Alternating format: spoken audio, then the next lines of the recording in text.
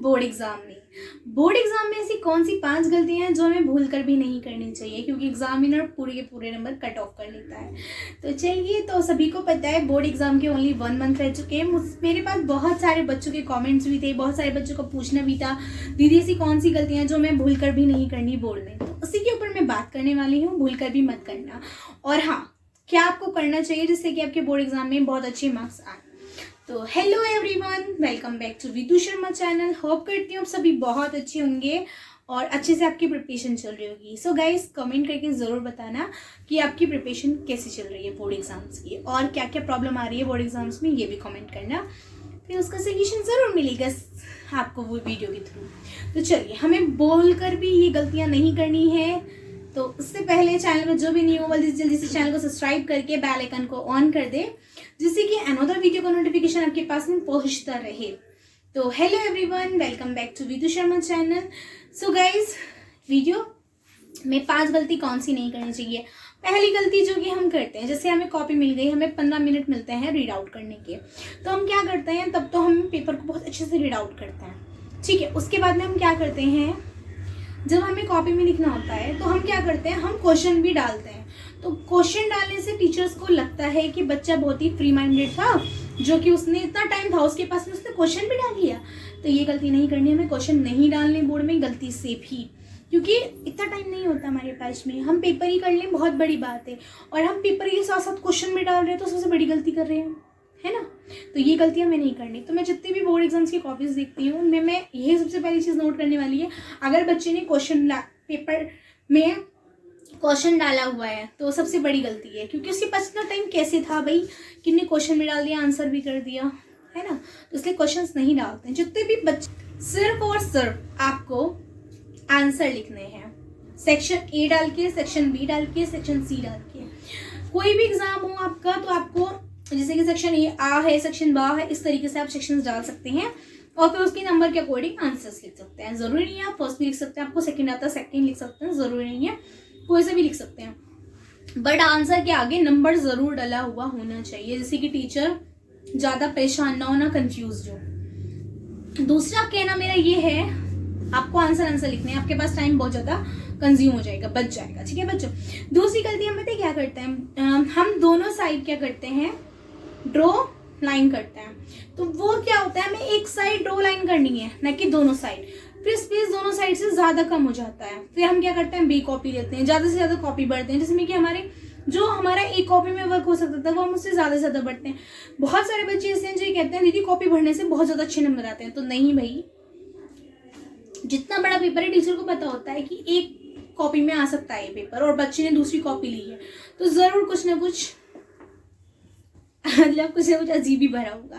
तो इसीलिए ऐसी गलती नहीं करनी। अगर हमें लग रहा है पेपर काफी शॉर्ट है, लेंथी नहीं है, तो हमें एक ही कॉपी में कोशिश करना है कि सब चीजें आ जाएं अच्छी तरीके से, प्रॉपर तरीके से, और हमें एक ही साइड में ड्रॉ लाइन करनी है, ना कि दोनों साइड में। तो ये गलती नहीं करनी है हमें। सेकेंड गलती मैं आपको बता चुकी हूँ। तो कौन कौन ये गलती करता है 10th बोर्ड में बताना, और जो 12th बोर्ड दे रहा हो, और जो 10th बोर्ड दे रहे होंगे उनके लिए तो बहुत बढ़िया सीख मिल चुकी है। उनको दोनों साइड ड्रॉ नहीं लाइन करनी है, ओनली वन साइड लाइन करनी है ड्रॉ, ठीक है। और मैंने आपको बताया जैसे कि आपको क्वेश्चन डालने में ज़्यादा टाइम वेस्ट नहीं करना, ओनली आंसर डालने हैं, section A, section B, section C, section D, ठीक है। चलिए, थर्ड गलती हमें कौन सी नहीं करनी है बोर्ड में, वही उसकी ही बात करते हैं। थर्ड गलती पता हम क्या करते हैं, हमें जो चीज़ नहीं आती सबसे पहले हम उसे बना कर लिखेंगे, वो सबसे बड़ी गलती होती है।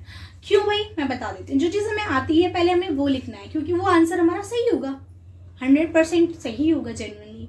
तो हमें उस पर फोकस करना है, ना कि उस पर जो हमें बनाकर लिखना है। बनाकर तो हम बाद में भी लिख सकते हैं, क्योंकि जो चीज़ हमें आती है ऑब्वियसली बात है वो सही जाने वाली है, नहीं तो आधी तो सही जाएगी। इसीलिए हमें क्या करना है, जो क्वेश्चन हमें आता है सबसे पहले उसको अटेम्प्ट करना है, चाहे वो शॉर्ट क्वेश्चन हो, चाहे वो लॉन्ग क्वेश्चन हो, चाहे वो MCQ ही क्यों ना हो। तो सबसे पहले हमें वो चीज़ करनी है जो चीज़ हमें आती है, उस चीज़ पर ज़्यादा ध्यान देना है। बहुत सारे बच्चे क्या करते हैं, टाइम वेस्ट कर देते हैं। हमें आती है सबसे पहले वही चीज़ हमें लिखनी है, जो चीज़ हमें नहीं आती है वो चीज़ हमें बाद में लिखनी है। तो ये गलती बिल्कुल भी नहीं करनी है आप सभी को। जो चीज़ आपको आती है सबसे पहले वो लिखो, उसके बाद में जो चीज़ आपको नहीं आती है फिर उसको आप बना कर सकते हो।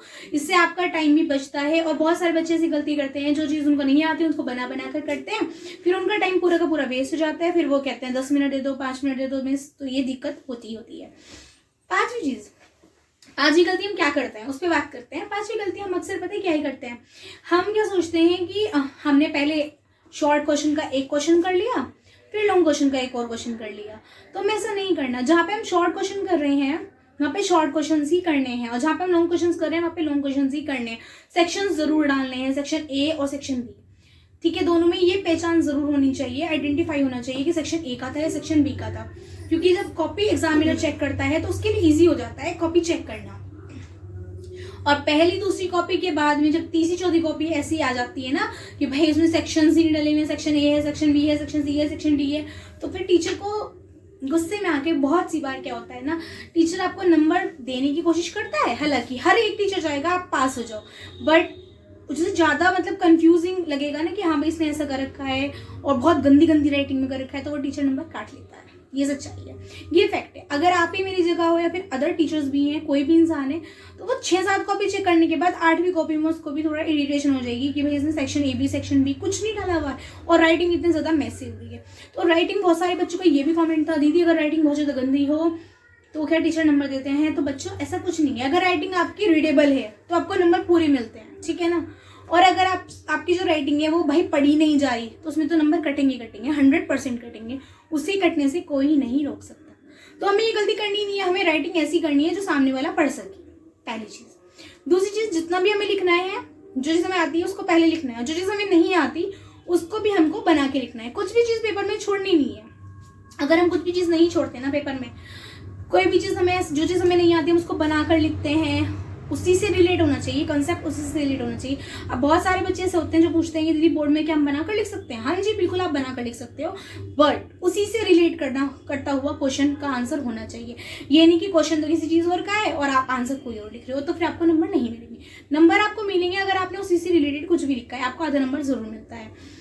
और मैथ्स में अगर आप फॉर्मूला लिख के आते हो तो आपको आधा नंबर जरूर मिलता है। ऐसे ही न्यूमेरिकल्स में अगर आप फॉर्मूला लिख के आते हो तो आपको आधा नंबर जरूर मिलता है, बट बिल्कुल उसी की कॉन्सेप्ट में उसी का हो, उससे रिलेट करते हो तो ठीक है। तो 5 मिस्टेक मैं आपको बता चुकी हूँ। आप 5 मिस्टेक में से 10th बोर्ड में कौन सी मिस्टेक करके आए थे वो कमेंट सेक्शन में बताना। और जो फर्स्ट बार बोर्ड दे रहे हो उनको बेस्ट ऑफ लक, आपको अच्छी नई सीख मिल रही है, आपको ये गलती नहीं करनी है, भूल कर भी एक बार गलती नहीं करना, आपको एग्जामिनर अच्छे नंबर देगा।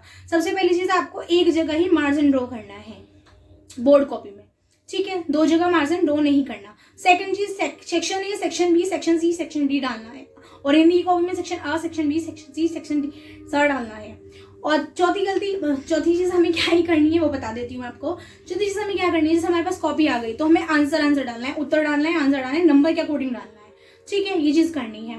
5वीं चीज, हमें ज्यादा कॉपी नहीं लेनी। कॉपी लेने से ये नहीं है कॉपी भर गई तो मैं ज्यादा नंबर मिलेंगे, नहीं भाई, जितना पेपर के अकॉर्डिंग ही कॉपी लेना है। शॉर्ट पेपर है तो जितना अगर आपकी कॉपी में आ सकता है आप कर सकते हो, तो आपको करना है। अगर लेंथी पेपर है तो आपको भी कॉपी लेनी है, वरना तो नहीं। अब ये बहुत सारे बच्चे बोलते हैं दीदी जितनी हम कॉपी भरेंगे उतने में अच्छे नंबर आएंगे, तो इस गलतफहमी में मत रहना, क्योंकि सब टीचर्स को पता होता है भाई कितना लेंथी पेपर था, किस हिसाब से चेक होना है, ठीक है, सबको पता होता है किस हिसाब से। मतलब वो 2-3, आप बहुत सारे बच्चे सेक्शन 3 कॉपी ले लेते हैं, बी सी कॉपी, बट उसमें पता होता है सब टीचर्स को कि इस बच्चे ने कुछ नहीं कर रखा, क्योंकि इतनी सारी कॉपी का मतलब ही नहीं था, काम तो वो 2 लाइन का था। अब 4 लाइन में अगर आप करने लग जाओ तो वो चीज़ गलत है ना। तो हमें ये चीज़ें सुधारनी है अपनी और इम्प्रूव करना है।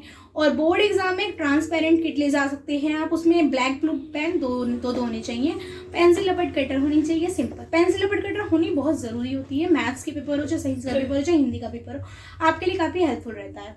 तो होप करती हूँ ये वाली वीडियो काफ़ी हेल्पफुल रहने वाली है आप सभी के लिए। तो please do like, comment and share and subscribe my channel. मिलते हैं जल्दी ही अनदर वीडियो के साथ भी, तब तक के लिए चैनल को सब्सक्राइब कर दो। Thanks for watching.